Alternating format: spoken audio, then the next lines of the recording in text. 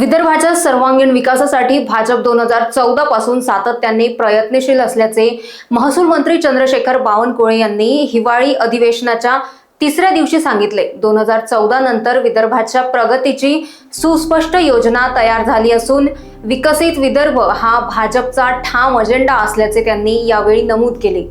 सिंचन, आरोग्य, रस्ते, पाणी आणि वीज या क्षेत्रांना पूर्वी न्याय मिळाला नसला तरी फडणवीस सरकार हा न्याय देण्यासाठी कटिबद्ध असल्याचे बावनकुळे यांनी स्पष्ट केले।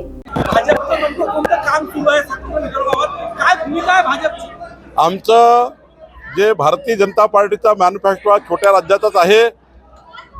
विदर्भाला खऱ्या अर्थाने विकसित करण्याचा आमचा हा मागच्या 2014 पासून 2014 पूर्वीचा विदर्भ, 2014 नंतरचा विदर्भ कुठल्याही काँग्रेसच्या नेत्यांनी कुठल्याही लेवलला कुठल्याही डायसवर याची आमची तयारी आहे।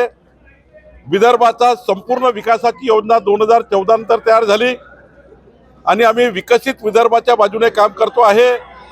आणि राहिला प्रश्न वेगळा विदर्भाचा, तर आमचं पहिल्यापासनं छोट्या राज्य हे विकसित राज्य होऊ शकतात या बाजूनेच आमचा भारतीय जनता पार्टीचा आणि आमच्या तेव्हाच्या सरकारचाही आताच्याही सरकारचा नेहमीच पुढाकार राहिलेला आहे। आमचा आज अजेंडा आहे की पूर्ण विदर्भाचा माननीय मुख्यमंत्री देवेंद्र फडणवीसजी यांच्या नेतृत्वामध्ये संपूर्ण विदर्भाचा विकास हा अजेंडा घेऊन आम्ही पुढे जातो आहे।